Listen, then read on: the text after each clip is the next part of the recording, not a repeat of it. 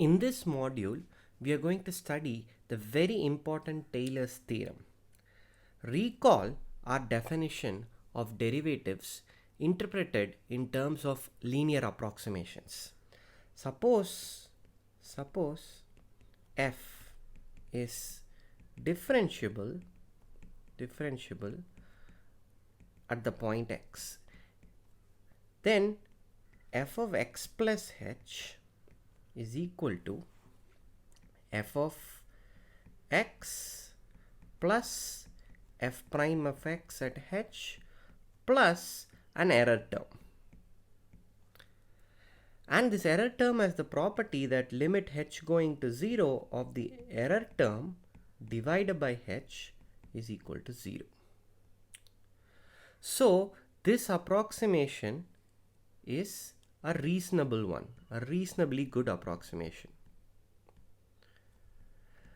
The question naturally arises, can we make a better approximation if we know not only that f is differentiable at the point x, but f is k times differentiable at the point x? So let's see what happens. Suppose f is k times differentiable at x. Now, one would like to have an approximation of f of x plus h in terms of the data that you have about f at the point x. So, can we approximate f of x plus h in terms of f at x?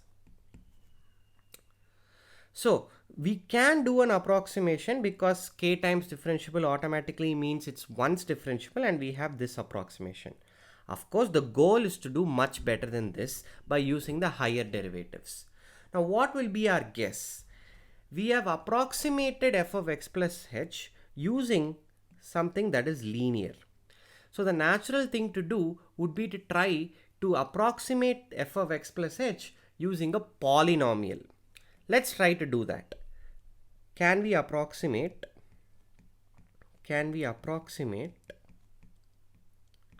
f of x plus h using a polynomial?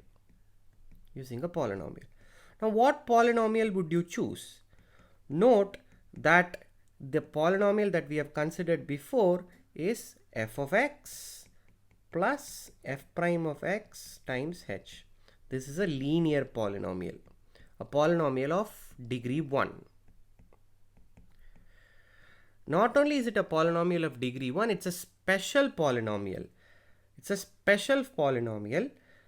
So note, this is treated as a polynomial in h. Of course, it's not a polynomial in x. X has been fixed. Note that this polynomial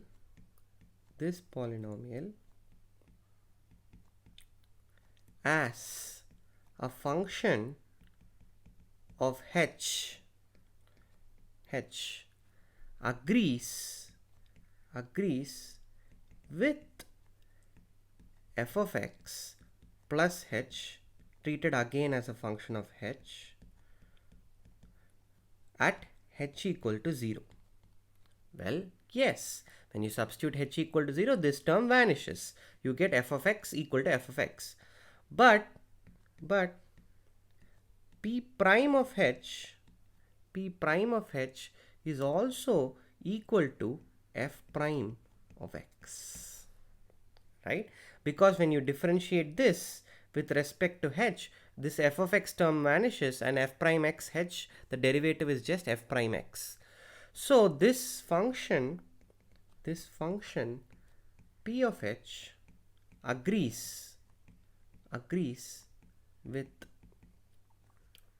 f of x up to order 1 at x, or rather, to write it more precisely, agrees with f of x plus h up to order 1 up to order 1 at h equal to 0. Okay. Now we want to produce a polynomial that agrees with f at the point h equal to 0, not just till order 1 but till order k or k plus 1 or whatnot. Here we are assuming f is k times differentiable, so up till order k. Okay, so how would you do that? What we want is a polynomial p of h with the property that p of 0 is f of x, p prime of 0 is f prime of x, dot dot dot, p kth derivative at 0, we want it to be the f kth derivative at x. Okay.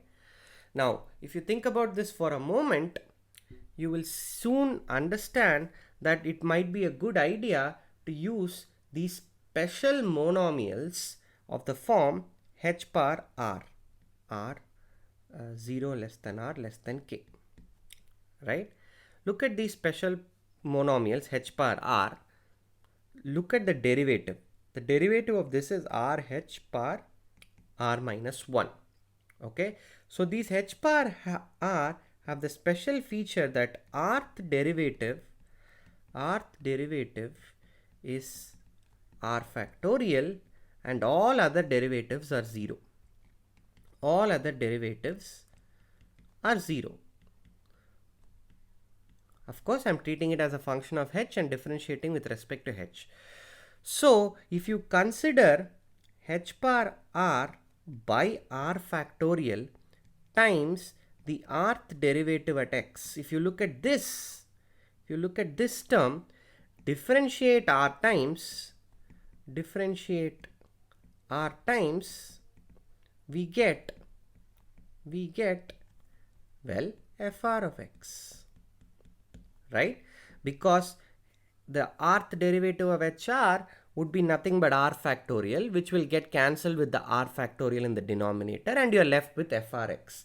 So this prompts us to consider this polynomial p of h, which is defined to be f of x plus f prime of x h plus f2x by 2 factorial h squared plus dot dot dot f kth derivative of x by k factorial times h bar k. Okay, and this is called the kth order Taylor polynomial of f at x. Okay, now is p of h a good approximation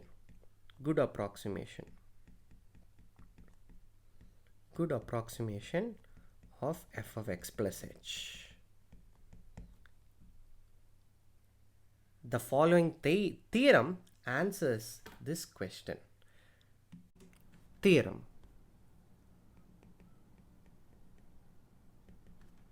Let f from AB to R be k times differentiable in AB and x comma x plus h closed interval, let it be a subset of AB. Then 1 P approximates f to order k at x. What does this mean? This means if you define r of h to be f of x plus h minus p of h, then limit as h approaches 0, r of h by h bar k converges to 0. Okay, so this just says that the remainder term f of x plus h minus p of h gets really small as h goes to 0, and this is quantified by saying it approximates to order k. R of h by h bar k itself goes to 0, not just R of h by h as what happened in the definition of the derivative. Number two, if q is another polynomial of degree less than or equal to k, such that q approximates f to order k at x, then q is equal to p. Right? That means there is only a unique polynomial which has the feature that that polynomial approximates f till order k. And third, if we assume f is k plus 1 times differentiable in AB,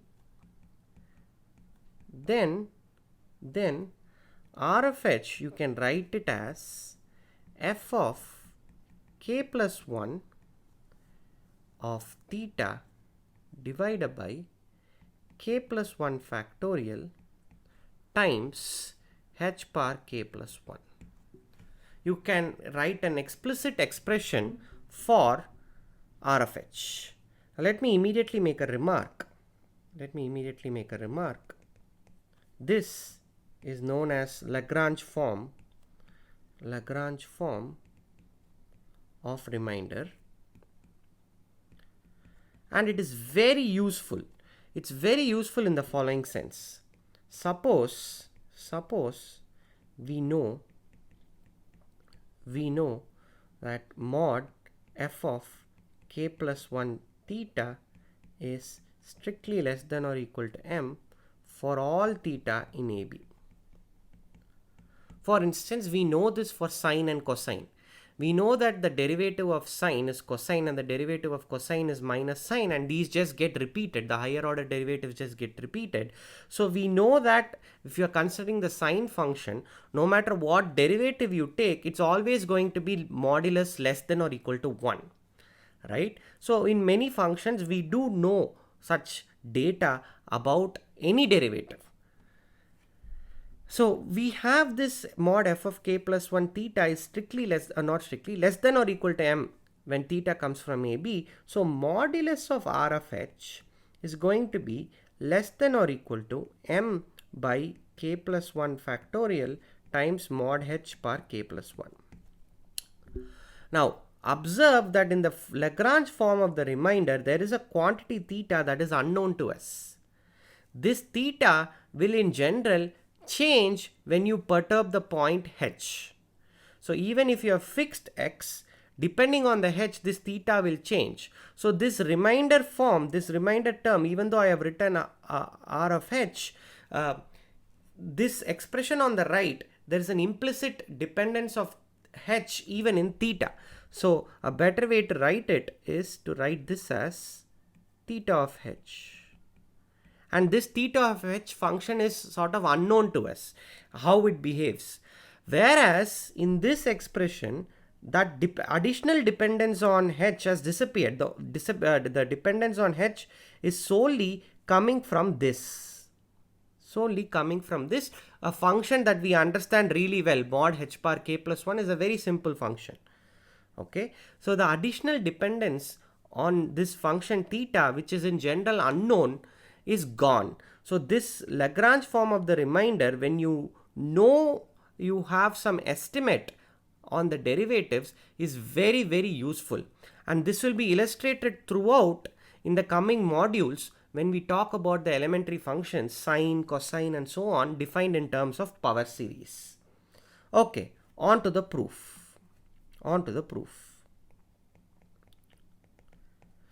Well, let's start with the first part. Let's first start with the first part. We already know that r of h and its first k derivatives are 0 at h equal to 0. Okay, and r is k times differentiable in AB. Okay, in the closed interval AB, not in the closed interval AB, sorry, in the closed interval x plus h. Okay, so we can apply mean value theorem to R in not x plus h, I am in 0h. We can apply a mean value theorem to R in 0h.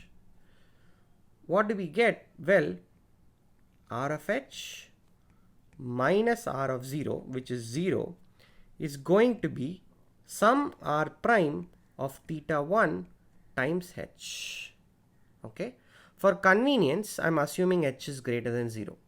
I'm assuming h is greater than 0 because I'm writing 0h. Whatever I'm about to write, if h is less than 0, you just have to apply it to minus h0. You'll just have to apply an analogous argument to minus h0. For convenience, I'm assuming h is greater than 0. Okay, so r of h minus r of 0 is r prime theta 1 times h by mean value theorem, where theta 1 lies in 0h, or rather the open interval 0h.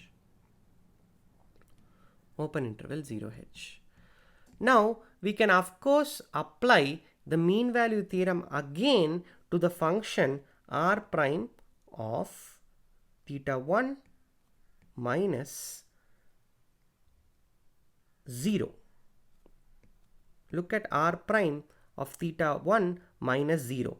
Well, this is just r prime at 0, right? So you can apply the mean value theorem again now to the function r prime to get r double prime of theta 2 times h, where theta 2 lies in 0 theta 1, right? So this is just applying the mean value theorem again. Now note, we know that the function r is k times differentiable in the closed interval 0h.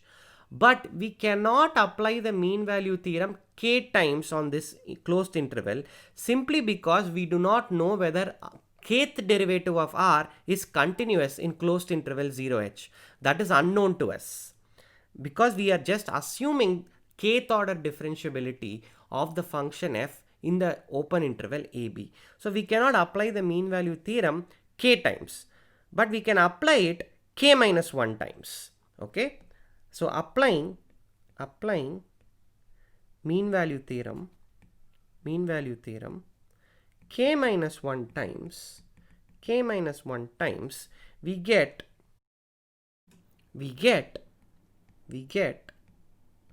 r of h is equal to r k minus 1 of theta k minus 1 times theta k minus 2, theta k minus 3 theta 1 times h, where we have 0 less than theta k minus 1 is less than theta k minus 2 is less than is less than theta 1 is less than h. Okay, so this is by repeatedly applying the mean value theorem. Now the quantity we are interested in is r of h by h bar k. Okay, and this just turns out to be r of k minus 1 times theta k minus 1, theta k minus 2 theta 1 h by h bar k. Okay, now how is this going to be, how are we going to simplify this? Well, observe that these theta k minus 1, theta k minus 2 are all less than h, So this whole thing I can write it as r k minus 1 times theta k minus 1 and cancel off h and this, and cancel off all of these also. So what I'm doing is in the numerator I have a quantity which is less than the denominator. So I'm going to replace these essentially by h bar k minus 2, right, and cancel it off. So this is strictly less than r k minus 1 by theta k minus 1 by h. Okay. Now what I am going to do is I am going to be clever. The denominator I am going to replace by a smaller quantity and write this is less than r k minus 1 theta k minus 1 divided by theta k minus 1. Right? Which I can do. Okay. Now as h goes to 0, well, theta k minus 1 also goes to 0. We don't know how it goes to 0, but it certainly is going to go to 0, right? That means limit h going to 0 of r k minus 1 theta k minus 1 by theta k minus 1 just converges to 0 because this is just rk at 0, right? So what happens is the quotient goes to rk plus 0, which is 0. We know that because that's how the function r was defined. We had defined the function p to agree with function f till order k at the point h equal to 0. Okay, so this concludes the proof. This concludes proof of part 1. Okay. Part 2 is easy. Is easy and left to you. Now let's go to part 3. In this part, let me recall, we are assuming that f is k plus 1 times differentiable at or in AB. And we want to get an explicit form for R of H. Explicit form we want. Okay, so now we already know that R of H is just f of x plus h minus p of h. Okay, now what I am going to do is I am going to treat R as a function of u for a moment, because at the end of the day, even though I write R of h, sort of h is fixed, right? So I'm going to treat it as f of x plus u minus p of u. Okay. Now, what I plan to do is look at f of x plus u minus p of u. I want to apply Rolle's theorem to R of u in 0h. I want to apply Rolle's theorem to R of u in 0h. But can I apply Rolle's theorem to R of u in 0h? No. So even though R of 0 is 0, we don't know whether R of h is 0. Is this 0? Well, that's not clear. So what we do is we consider this new function g of u, which is just going to be f of x plus u minus p of u minus something to make the value at h 0. But if I make the value at h 0, I will be modifying these first few terms at the point u equal to 0 also. If I want to make this g of u 0 at u equal to h, I don't want to touch the value of g at the point 0. So what I do is I subtract a quantity lambda. Lambda is going to be a constant which I am going to determine times u par k plus 1. Why did I do u par k plus 1? Because of the convenient property that at u equal to 0, the first k derivatives vanish. At u equal to 0. So this modification to the function r that I am doing by subtracting lambda u par k plus 1 does not affect the behavior of the first k derivatives at the origin. Okay, that's the logic behind subtracting lambda u par k plus 1. Okay, Now, how do we determine what this lambda is? Well, simple. Differentiate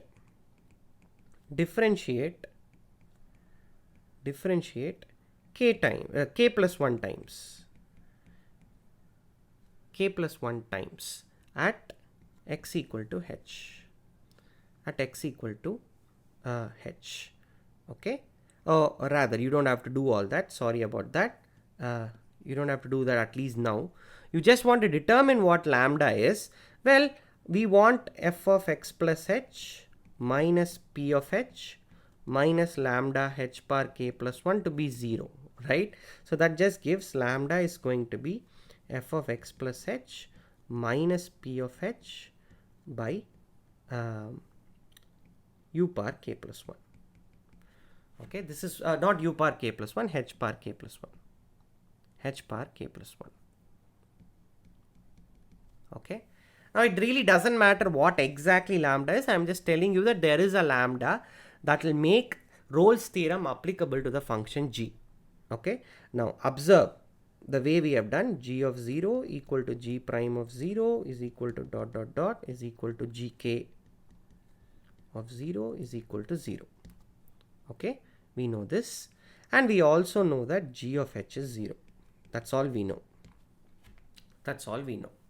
Okay, now applying Rolle's theorem, we get a point theta 1. Again, I'm going to assume that h is greater than 0 for convenience. Analogous arguments will hold when h is less than 0. There is a theta 1 in 0h, in open interval 0h, such that g prime of theta 1 is 0. Okay. Similarly, applying Rolle's theorem again to 0 theta 1, we will be able to conclude that g double prime of theta 2 is 0, where theta 2 comes from 0 theta 1. Okay. When you apply this repeatedly, what will happen is we will get all the way till we'll get a point theta k such that this will be somewhere in 0h, such that gk of theta k is 0, right? But we are now assuming that the function f is k plus 1 times differentiable. So we can apply Rolle's theorem once more. To get a point theta k plus 1 in 0 theta k such that g of k plus 1 theta k plus 1 is 0. Okay. Now this is what I want. Well, how is this useful?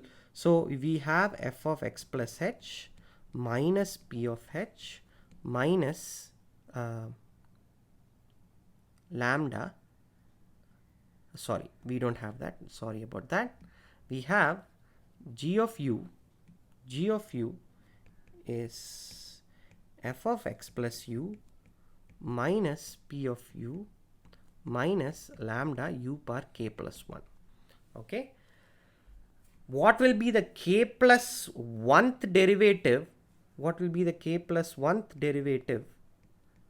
K plus 1th derivative of this at theta k plus 1? Well, that's just going to be f of k plus 1 x plus theta k plus 1. This polynomial is a polynomial of degree k, so that vanishes, and this will just give us minus k plus 1 factorial times lambda. Okay. In other words, lambda is just going to be f of k plus 1 x plus theta k plus 1 divided by k plus 1 factorial. This is what lambda is going to be. But wait a second. How was lambda chosen? Lambda was chosen so that f of x plus h minus p of h minus lambda h bar k plus 1 is 0. Right? In other words, lambda h bar k plus 1 is what we have been calling r of h all along. It was just a different name that we have given. Right? But lambda is nothing but f of k plus 1 x plus theta k plus 1 by k plus 1 factorial. By k plus 1 factorial. Right? That's what we have concluded by repeated application of Rolle's theorem. That means this into h bar k plus 1 is r of h. Is r of h. And if you look carefully, this is what we wanted. This is what we wanted. This is the Lagrange form.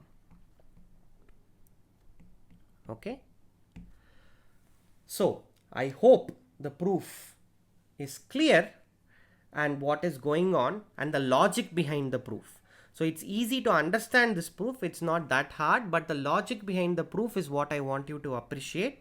So please go through this proof once more and try to make sure that you digest it completely.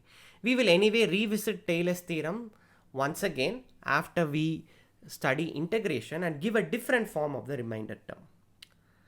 This is a course on real analysis and you have just watched the module on Taylor's theorem with Lagrange form of the remainder.